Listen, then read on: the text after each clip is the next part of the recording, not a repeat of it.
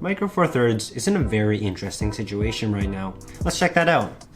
Why would you even want to get in to the Micro Four Thirds system? I don't know, maybe to save some cash? That's probably your reasoning. I mean, the bodies are cheap and they're packed with features. You got the IBIS that rivals a tripod for stability, and it doesn't weigh as much as a freight train. Whatever your reason, Micro Four Thirds had something for you. Repeat, had. I say had because there are better options right now that you could probably pick up a pretty good deal on instead of going with a Micro Four Thirds camera. There are some perks and reasons to use Micro Four Thirds, but more on that later. Not gonna worry about that right now. Issue number 1. Issues, man.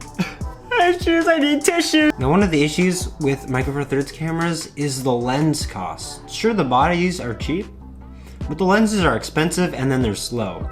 What I mean by slow is how much light passes through the lens to get to the sensor, which isn't very much, might I add, by the way. Which leads me to my second beef, low light.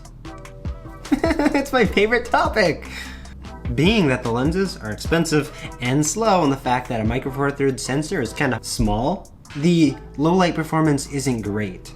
And to boot, the ISO performance isn't all that great either. So you have a combination of 3 not so good low light factors. Before I proceed to savagely roast Micro Four Thirds, let's cover some reasons why maybe you would want to use it. Because there are some reasons, believe it or not, much to your disbelief. So as far as telephoto lenses go, let's say a 200 to 600 full frame lens costs like 2,000 bucks. Whereas a 100 to 300 millimeter lens for your Micro Four Thirds camera, you can get those for like $250, $300 on eBay. That's pretty good. And it is not so catastrophically heavy. So for telephoto lenses, which are actually pretty cheap compared to full frame equivalents, you know, you don't have to pay a massive amount of money and then have to carry a massively heavy lens. And sure, there's the Pocket 6K and 4K, yeah? But I think most people buying a Micro Four Thirds camera want something good at both photo and video. I just don't see an amazing future for Micro Four Thirds. I mean, full frame cameras like the RP and A7 II, they've gone down in price and are cheaper. I mean, that's pretty good. aps-c cameras, there's a bungus load of them. As far as like lens price go, they're pretty good. Yes, you could just slap on an adapter and adapt some nice fast zoom lenses. Yeah, let's do that. But then you're just making bad autofocus worse. Oh, I'm having kidney failure. And then your nice light rig isn't so light anymore, is it? With that massive, like, gargantuan lens on there. Yeah, let's not do that. Full frame is getting cheaper. I mean, you can get an RP for under $1,000.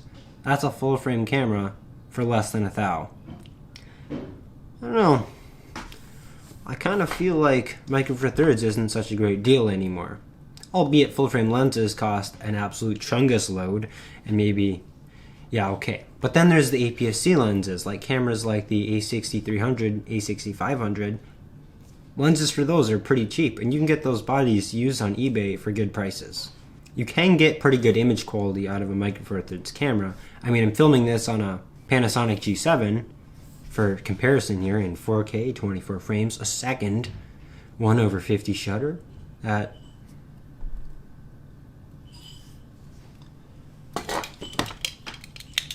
what's that? Oh, 800 ISO at an f-stop of 3.6, and this is the 14 to 42 kit lens. Just something to think about before you possibly drop your dough in a possibly dying system. You're welcome. Don't forget to subscribe and like and whatnot in the area below where you press those buttons. Go do it. I'm watching you. I got nothing better to do. Neither do you. So do it. Down. Go. I'll tell your mom.